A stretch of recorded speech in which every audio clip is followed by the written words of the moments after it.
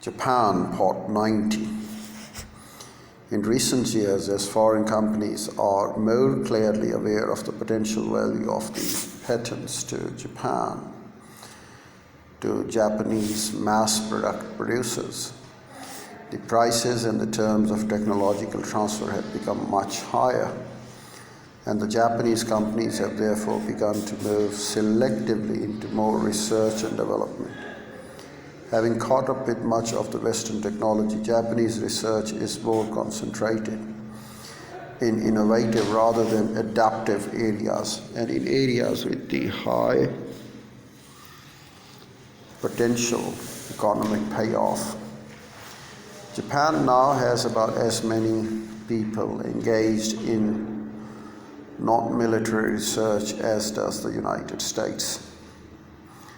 Just as MITI has tried to reorient industrial structure towards industrial sectors that can compete more effectively on world markets in the future, so each individual company tries to concentrate on product lines and segments that are likely to be more profitable in the future, and to reduce its activity in declining sectors well before it is no longer profitable to continue. It is not that the Japanese are not interested in profitability, but they are prepared to defer maximizing immediate profits in order to increase market share.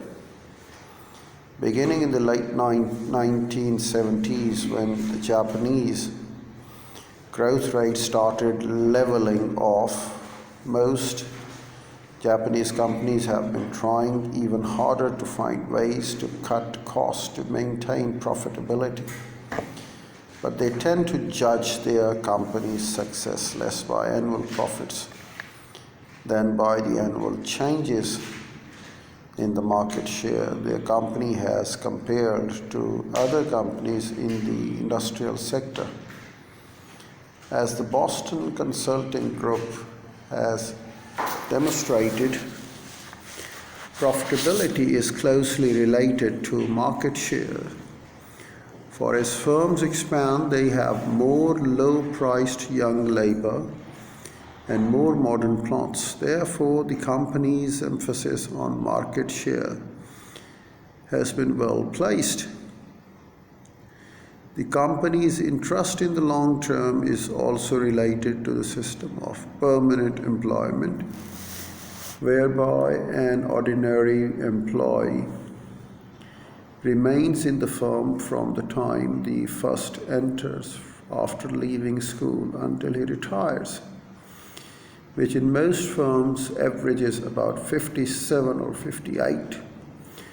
The firm is committed to employee and provides a sense of belonging, personal support, welfare and retirement benefits, and increased salary and rank with age. Barring serious long-term depression, the employee expects that he will never be laid off, and even if the company were to be disbanded, to be absorbed by another company, he expects that the new job elsewhere will be arranged. Companies are able to offer this kind of security despite economic fluctuations for several reasons. In times of temporary growth, additional temporary employees may be hired. For example, housewives may be added to the workforce with the clear understanding that they will remain only while business needs them. Employees retiring from the company may be offered special short-term assignments in the company, usually at a lower salary than before the retirement. Work may be subcontracted to small companies with understanding that these contracts imply no permanent relationship. If a large, reliable company should encounter economic difficulty, it will not go out of business because it is backed by banks and behind the banks are various government institutions.